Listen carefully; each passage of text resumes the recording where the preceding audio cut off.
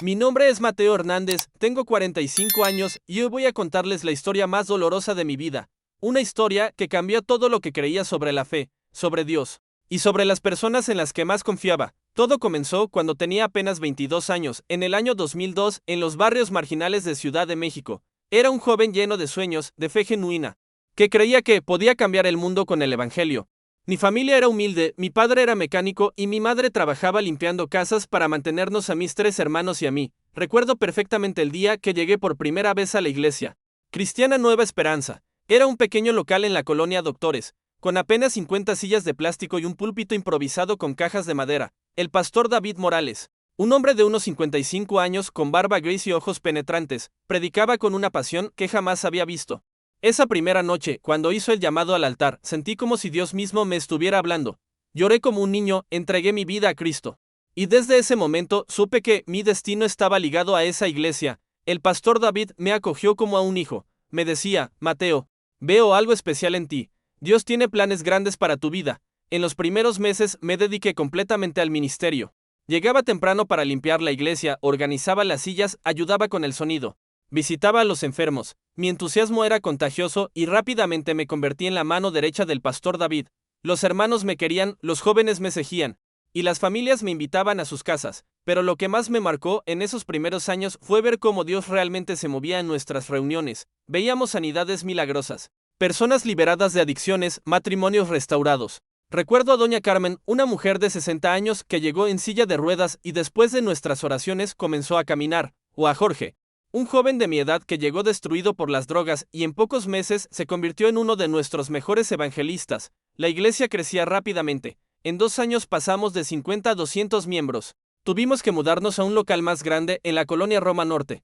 Yo ya había sido nombrado pastor auxiliar y predicaba todos los miércoles. El pastor David me estaba preparando para tomar mayores responsabilidades en el ministerio. Mi vida personal también estaba floreciendo. Conocí a Isabella, una hermosa muchacha de 20 años que llegó a la iglesia buscando a Dios después de una vida difícil en las calles. Era huérfana, había vivido en instituciones gubernamentales, pero tenía un corazón puro y una fe inquebrantable. Nos enamoramos perdidamente y en 2004 nos casamos en una ceremonia hermosa en nuestra iglesia. Todo parecía perfecto. Teníamos una congregación próspera, un matrimonio bendecido por Dios, y yo estaba cumpliendo mi sueño de servir al Señor. Pero hermanos, como dice el dicho, no todo lo que brilla es oro. Yo estaba a punto de descubrir que, detrás de esa hermosa fachada, se escondían secretos que me destrozarían el alma. Porque verán, el pastor David, el hombre que yo admiraba como un padre espiritual, tenía una vida doble que jamás pude imaginar. Y mi amada Isabella, mi dulce Isabella, bueno, esa es una historia que les voy a contar más adelante y que les va a romper el corazón como me lo rompió a mí. Los años 2005 a 2010 fueron los más exitosos de mi vida ministerial, pero también los que plantaron las primeras semillas de mi destrucción. La Iglesia Nueva Esperanza se había convertido en una de las congregaciones evangélicas más influyentes de Ciudad de México. Teníamos ya más de 800 miembros, 3 servicios los domingos, y yo me había convertido en el pastor asociado más joven de toda la denominación. El pastor David había decidido expandir nuestro ministerio. Compramos un edificio impresionante en la colonia Polanco, uno de los barrios más exclusivos de la ciudad. Era un edificio de 3 pisos con capacidad para 1,200 personas, oficinas modernas, estudios de grabación para nuestro programa de radio, y hasta un pequeño café para los hermanos. Yo estaba encargado de toda la operación diaria de la iglesia. Manejaba las finanzas, supervisaba a los pastores de las células, coordinaba los eventos especiales, y predicaba cada vez con más frecuencia. Mi salario había aumentado considerablemente, ganaba más dinero del que mi padre había visto en toda su vida. Isabella y yo nos mudamos a una casa hermosa en las lomas de Chapultepec. Todo esto me llenaba de orgullo, pero también comenzó a cambiarme. Ya no era el joven humilde que limpiaba sillas de plástico, ahora usaba trajes italianos, tenía un BMW doble del año, y vivía en una zona residencial exclusiva. Justificaba todo esto diciendo que Dios bendice a sus siervos fieles, que la prosperidad era una señal de la aprobación divina. El pastor David me había dado más autoridad de la que cualquier pastor asociado tenía en otras iglesias. Yo podía contratar y despedir empleados, autorizar gastos importantes, incluso disciplinar a miembros que causaran problemas. Era como si fuera el presidente ejecutivo de una empresa, no un siervo de Dios. Isabella también había cambiado. Ya no era la joven sencilla que había conocido. Ahora era la primera dama de la iglesia. Usaba ropa de diseñador, tenía un grupo de señoras que la seguían a todos lados y había desarrollado cierta actitud de superioridad que me incomodaba. pero que yo ignoraba porque estaba demasiado ocupado con mis propios asuntos. En 2008 tuvimos nuestro primer escándalo serio. Una joven de 17 años llamada Patricia acusó a uno de nuestros pastores de células de haberla tocado inapropiadamente durante una sesión de consejería. La muchacha era de una familia humilde, sin recursos económicos, y su palabra contra la de un pastor respetado no tenía mucho peso. El pastor David me llamó a su oficina. Mateo, me dijo, necesitamos manejar esta situación con sabiduría. No podemos permitir que una acusación sin fundamento destruya el ministerio que Dios nos ha dado. Me pidió que hablara con la familia de Patricia, que les ofreciera ayuda económica para sus necesidades, y que les explicara que sería mejor para todos si manejáramos el asunto internamente. Yo seguí sus instrucciones. Les di 50,000 pesos a los padres de Patricia, les conseguí un trabajo mejor al padre, y les expliqué que una denuncia pública solo traería dolor y vergüenza para su hija. La familia aceptó. Patricia fue transferida a otra congregación en Guadalajara, y el pastor acusado siguió en su posición como si nada hubiera pasado. En ese momento pensé que habíamos hecho lo correcto, que habíamos protegido a la iglesia de un escándalo innecesario, pero, hermanos, esa fue la primera vez que participé en algo que mi conciencia sabía que estaba mal. Fue la primera grieta en mi integridad. Los años siguientes trajeron más éxito, pero también más problemas similares. Hubo acusaciones de malversación de fondos, de favoritismo, de abuso de autoridad, y cada vez el pastor David y yo encontrábamos maneras de silenciar a los acusadores, de proteger la reputación de la iglesia, de mantener el testimonio cristiano intacto. Para 2010, yo ya manejaba un presupuesto anual de más de 20 millones de pesos. Teníamos propiedades en 3 estados, un programa de televisión, una escuela bíblica, y hasta una pequeña empresa de construcción que se encargaba de edificar nuevas iglesias para nuestra denominación. Pero hermanos, ¿saben qué es lo más terrible de todo esto? Que durante todos esos años yo genuinamente creía que estaba haciendo la obra de Dios. Creía que los problemas que enfrentábamos eran ataques del enemigo, que las acusaciones contra nosotros eran persecución espiritual, que proteger el ministerio justificaba cualquier medio necesario. ¿Qué piensan ustedes de lo que han visto hasta ahora? ¿Conocen casos similares en sus países? Déjenme saber en los comentarios, porque lo que viene después es aún más impactante. Hermanos, les agradezco enormemente por haber llegado hasta aquí. Créanme que lo mejor, o lo peor, está por venir. El año 2011 marcó el comienzo del fin de mi mundo perfecto. Yo tenía 31 años, llevaba 9 años en el ministerio, y por fuera todo se veía extraordinario, pero Dios tiene maneras misteriosas de abrirnos los ojos cuando menos lo esperamos. Todo comenzó con un evento aparentemente menor. Una noche, mientras revisaba los libros contables de la iglesia, noté algunas discrepancias extrañas. Había transferencias grandes de dinero hacia cuentas que no reconocía. Eran cantidades importantes, 200,000 pesos aquí, 300,000 allá. Cuando le pregunté al pastor David sobre estas transacciones, me dijo que eran inversiones especiales para el ministerio y que no me preocupara por esos detalles, pero mi curiosidad se había despertado. Comencé a investigar más profundamente. Descubrí que teníamos cuentas bancarias en Panamá y en Estados Unidos que yo no conocía. Había propiedades registradas a nombre de empresas fantasma que, según pude investigar, pertenecían al pastor David y a su familia. Una madrugada, mientras trabajaba solo en la oficina, decidí revisar los archivos del pastor David. Encontré documentos que me helaron la sangre. Había contratos de compra de propiedades lujosas en Miami, Cancún y Puerto Vallarta. Había estados de cuenta que mostraban que el pastor tenía millones de dólares en bancos extranjeros. Y lo más terrible de todo, había fotografías que jamás debí haber visto, imágenes del pastor David en fiestas exclusivas en yates, rodeado de mujeres jóvenes que definitivamente no eran su esposa. Había facturas de hoteles de lujo, de restaurantes exclusivos, de clubs nocturnos, todo pagado con el dinero de las ofrendas de hermanos humildes que daban sus últimos pesos creyendo que estaban financiando la obra de Dios. Mi mundo se empezó a tambalear. El hombre que había sido mi héroe espiritual, mi mentor, mi figura paterna, tenía una vida completamente diferente a la que predicaba desde el púlpito, mientras él exhortaba a los hermanos sobre la santidad, sobre la fidelidad matrimonial, sobre la vida simple. Él vivía como un millonario playboy, pero lo peor estaba por venir.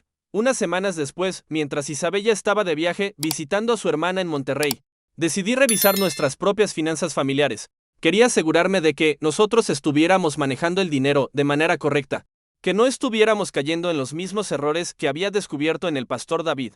Lo que encontré me destrozó. Isabella había estado haciendo transferencias importantes de nuestras cuentas, hacia cuentas que no reconocía, pero no solo eso, había un patrón. Las transferencias coincidían con los viajes del pastor David. Había recibos de hoteles, de vuelos, de restaurantes caros en ciudades donde yo sabía que el pastor había estado. Confronté a Isabella cuando regresó de Monterrey. Al principio lo negó todo. Me dijo que yo estaba imaginando cosas, que el ministerio me estaba volviendo paranoico, pero cuando le mostré las evidencias, cuando le puse los documentos en las manos, se derrumbó. La verdad era más horrible de lo que jamás pude imaginar.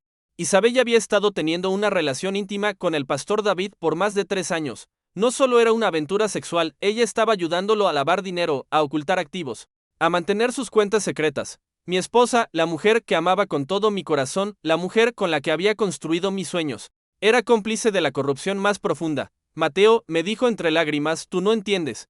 El pastor David me dijo que era necesario, que Dios le había revelado que necesitaba una compañera especial para su ministerio. Me dijo que nuestro matrimonio era solo una fachada para proteger su reputación, que lo real era lo que teníamos él y yo. Me explicó que el pastor David le había prometido que, cuando el ministerio creciera lo suficiente, él se divorciaría de su esposa y se casaría con ella, que entonces podrían vivir abiertamente como la pareja que dirigía el imperio religioso más poderoso de México. Isabella realmente creía que estaba haciendo la voluntad de Dios. Esa noche no pude dormir. Caminé por mi casa lujosa, miré mis autos costosos, revisé mi cuenta bancaria llena de dinero, y me di cuenta de que todo, absolutamente todo, estaba construido sobre mentiras, traición y corrupción. Mi matrimonio era una farsa, mi ministerio era una estafa, mi fe estaba quebrada en 1000 pedazos. Pero hermanos, lo más doloroso no era la traición personal, lo más doloroso era pensar en todos los hermanos humildes que habían confiado en nosotros. Doña Carmen, que daba sus últimos pesos de su pensión,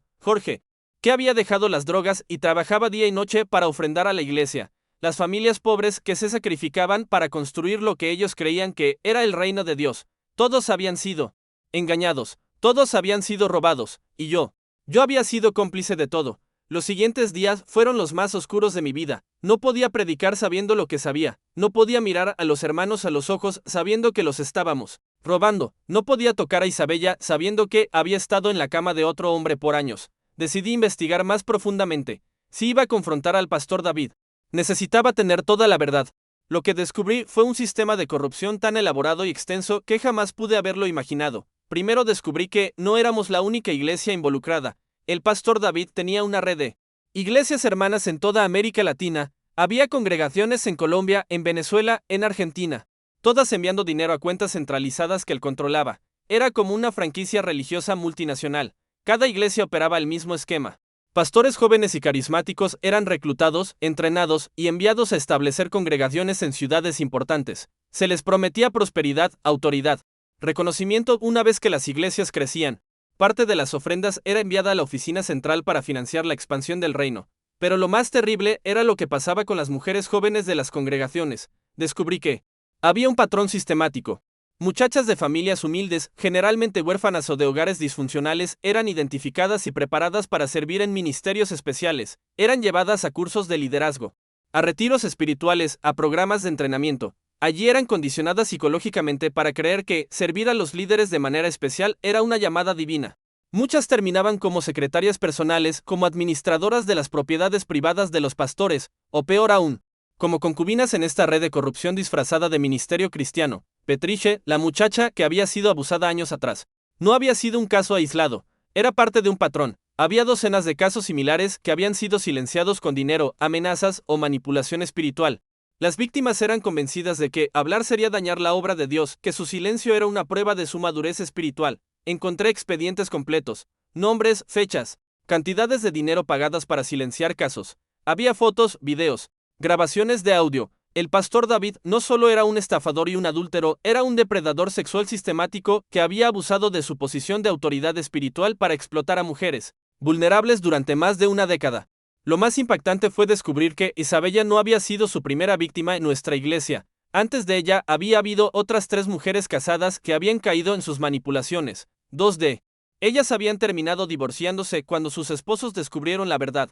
La tercera había intentado suicidarse y había sido internada en una clínica psiquiátrica, pero la corrupción no se limitaba al abuso sexual y financiero. Descubrí conexiones con políticos corruptos, con empresarios sin escrúpulos, incluso con grupos de crimen organizado. El pastor David había estado lavando dinero del narcotráfico a través de las cuentas de la iglesia. Algunos de nuestros hermanos más generosos eran en realidad capos menores que necesitaban limpiar sus ganancias ilícitas. Una madrugada, mientras revisaba uno de los últimos archivos, encontré algo que me aterrorizó. Había un plan para involucrarme más profundamente en estas actividades ilegales. El pastor David había estado preparándome para tomar control de las operaciones financieras internacionales. Querían que yo me mudara a Miami para manejar las inversiones en Estados Unidos. Mi nombre ya estaba en varios documentos como segundo firmante de cuentas bancarias en el extranjero. Sin saberlo, yo ya era legalmente responsable de millones de dólares de dinero ilegal.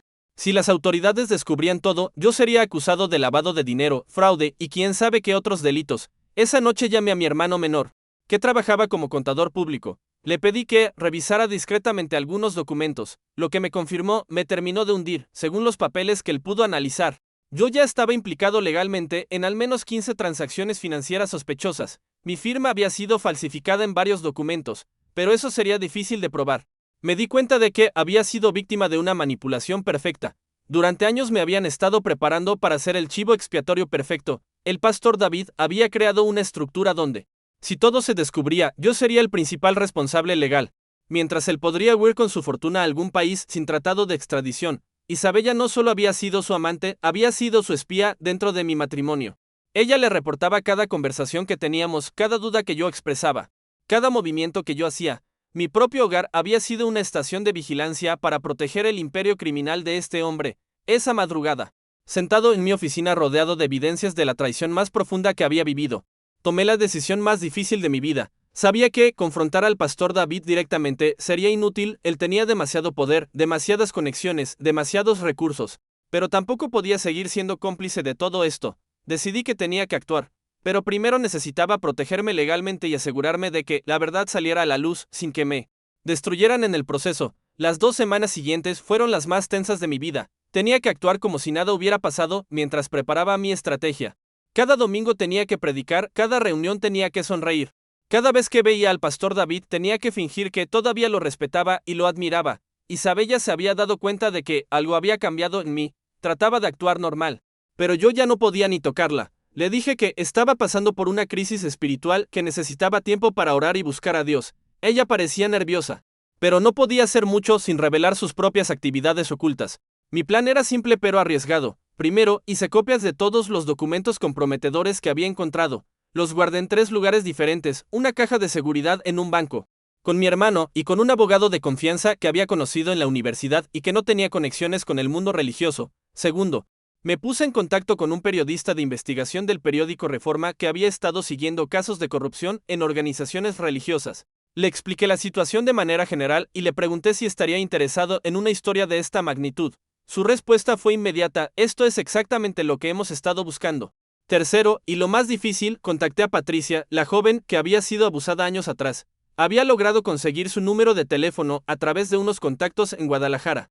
Cuando le expliqué que tenía evidencias de un patrón sistemático de abuso y que quería ayudarla a obtener justicia, ella se quebró al teléfono. Pastor Mateo, me dijo, he estado esperando este día por años. Pensé que nadie me iba a creer jamás. El momento de la confrontación llegó un martes por la tarde. Había citado al pastor David en su oficina privada, diciéndole que necesitaba discutir asuntos importantes del ministerio. Cuando llegué, él estaba relajado, confiado, sin saber que su mundo estaba a punto de colapsar. Pastor David, le dije, tenemos que hablar sobre algunas cosas que he descubierto. Puse sobre su escritorio algunas de las fotografías más comprometedoras, algunos de los estados de cuenta bancarios, y una lista con los nombres de las mujeres que había abusado. Su reacción fue instantánea. Primero, shock total. Su cara se puso pálida y sus manos comenzaron a temblar. Luego, una furia que jamás había visto en él. Se levantó del escritorio y comenzó a gritarme: ¿cómo te atreves a revisar mis cosas privadas? ¿Quién te crees que eres? Yo soy quien te sacó de la pobreza. Yo soy quien te dio todo lo que tienes. Cuando se dio cuenta de que yo no me iba a intimidar, cambió de estrategia. Se sentó, respiró profundo, y comenzó a hablarme como el manipulador maestro que era. Mateo, hijo, me dijo con voz suave, veo que has encontrado algunos documentos que pueden verse comprometedores, pero tienes que entender el panorama completo. Todo lo que hemos hecho ha sido para expandir el reino de Dios. Me explicó que las cuentas secretas eran necesarias para proteger los recursos del ministerio de las autoridades gubernamentales corruptas, que las relaciones con los políticos y empresarios, aunque moralmente cuestionables, eran estratégicamente necesarias para tener influencia en la sociedad, que incluso las relaciones íntimas que había tenido eran sacrificios personales que había hecho para obtener información y conexiones útiles para la iglesia. Y sobre Isabella, me dijo con una sonrisa que me revolvió el estómago. Ella vino a mí buscando consejería matrimonial. Me dijo que no era feliz contigo, que necesitaba algo más profundo espiritualmente. Yo solo estaba tratando de ayudarla. Era increíble cómo este hombre podía tergiversar la realidad para presentarse como la víctima o el héroe en cualquier situación. Pero yo ya no era el joven ingenuo que había llegado a la iglesia 12 años atrás. Pastor David, le respondí.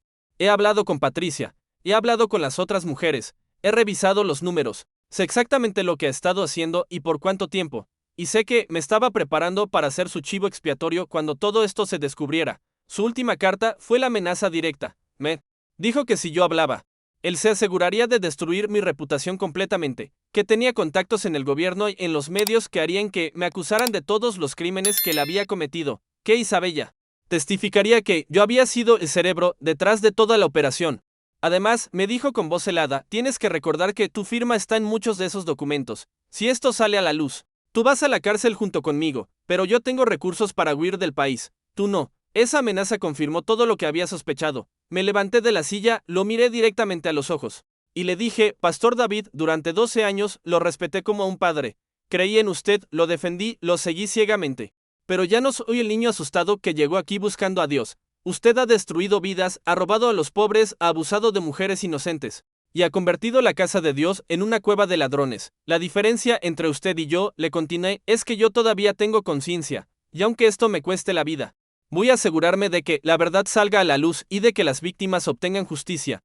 Salí de esa oficina sabiendo que había declarado la guerra al hombre más poderoso e influyente que conocía, pero por primera vez en años. Me sentía en paz conmigo mismo. Lo que siguió después de esa confrontación fue una batalla épica entre la verdad y el poder, entre la justicia y la corrupción.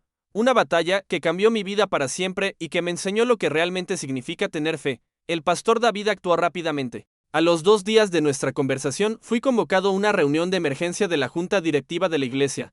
Cuando llegué, me esperaban él, su esposa, 3 ancianos de la iglesia, y un abogado que nunca había visto. La acusación era devastadora, según ellos. Yo había estado malversando fondos de la iglesia por años. Tenían documentos que probaban que había creado cuentas secretas, que había falsificado firmas, que había estado robando las ofrendas de los hermanos. Isabella estaba presente y, con lágrimas en los ojos, confirmó que yo la había obligado a participar en mis actividades criminales bajo amenazas de violencia doméstica.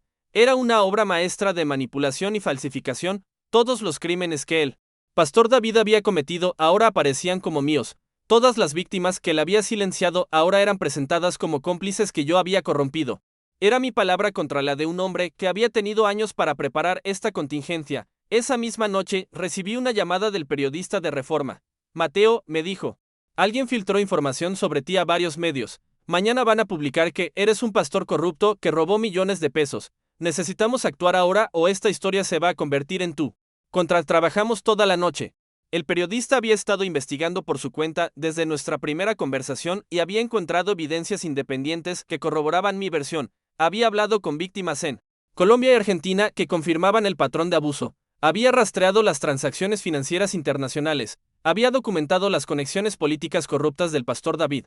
Al día siguiente, mientras los medios controlados por el pastor David publicaban artículos acusándome de corrupción, Reforma lanzó una investigación de 8 páginas titulada El imperio secreto del pastor millonario. La historia incluía documentos, fotografías, testimonios de víctimas y análisis financiero que exponía toda la red de corrupción. La reacción fue inmediata y explosiva. Dentro de 48 horas, el escándalo había llegado a todos los medios nacionales. Las autoridades fiscales iniciaron una investigación. La Procuraduría General comenzó a revisar las denuncias de abuso sexual. 3 países latinoamericanos solicitaron información sobre las iglesias conectadas a la red, pero el precio personal fue devastador. Isabella desapareció de la casa junto con el pastor David, según supe después.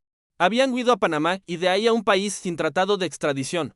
Mi matrimonio había terminado oficialmente, pero en realidad había terminado años atrás sin que yo lo supiera.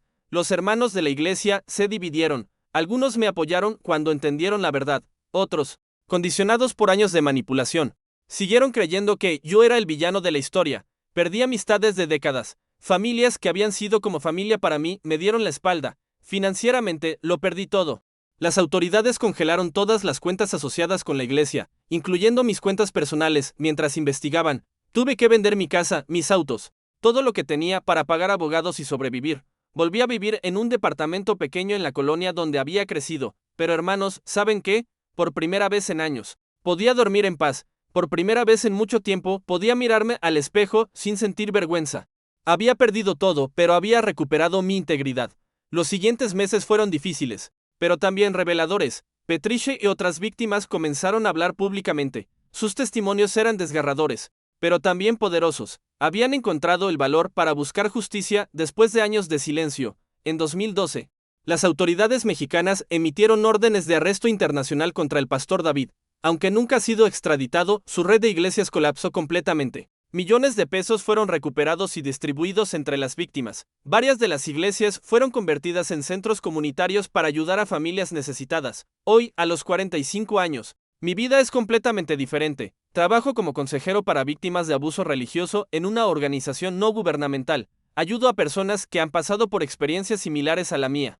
He escrito un libro sobre mi experiencia que ha ayudado a otros a identificar y escapar de iglesias corruptas. Me volví a casar hace 3 años con María, una psicóloga que trabaja con víctimas de trauma. Ella entiende mi pasado y me ha ayudado a sanar las heridas profundas que esa experiencia dejó en mi alma. Tenemos una relación basada en honestidad total, en transparencia completa. Mi fe en Dios nunca murió, pero cambió completamente. Ya no creo en pastores infalibles, en iglesias perfectas, en líderes que no pueden ser cuestionados. Creo en un Dios de justicia que quiere que los oprimidos sean liberados, que los abusadores sean expuestos, que la verdad prevalezca sobre el poder. Todavía predico ocasionalmente en iglesias pequeñas, pero mi mensaje ahora es diferente. Hablo sobre la importancia de la transparencia, sobre los peligros del poder religioso sin supervisión, sobre la necesidad de proteger a los vulnerables de los depredadores que se esconden detrás de títulos espirituales. La cicatriz más profunda que llevo es saber que durante años participé, aunque inconscientemente, en un sistema que lastimó a personas inocentes. Saber que mi silencio permitió que más víctimas fueran abusadas. Saber que mi lealtad ciega contribuyó a perpetuar injusticias terribles. Pero he aprendido que la verdadera fe no consiste en seguir líderes humanos ciegamente. La verdadera fe consiste en tener el valor de hacer lo correcto, aunque te cueste todo. Consiste en defender a los indefensos, en hablar por los que no tienen voz, en exponer la oscuridad sin importar las consecuencias personales. Hermanos, mi historia es dolorosa, pero también es una historia de redención.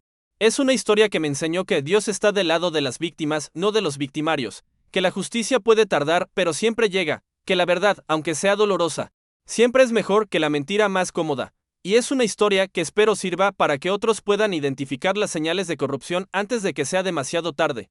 Hermanos, después de contarles toda mi verdad, quiero saber qué opinan de todo esto que les he compartido. ¿Creen que hice lo correcto al denunciar? ¿Han visto casos similares en sus países? Déjenme sus comentarios porque leo cada uno de ellos y me ayuda mucho saber que mi historia puede servir para abrir los ojos de otros. Si esta historia los impactó, si sienten que puede ayudar a alguien que conocen, no olviden suscribirse al canal y activar la campanita para que no se pierdan más testimonios reales como este, porque desafortunadamente, mi historia no es única. Hay miles de casos similares en toda América Latina que necesitan ser expuestos. Que Dios los bendiga, los proteja y les dé sabiduría para discernir entre los verdaderos siervos de Dios y los lobos vestidos de ovejas. Hasta la próxima, hermanos.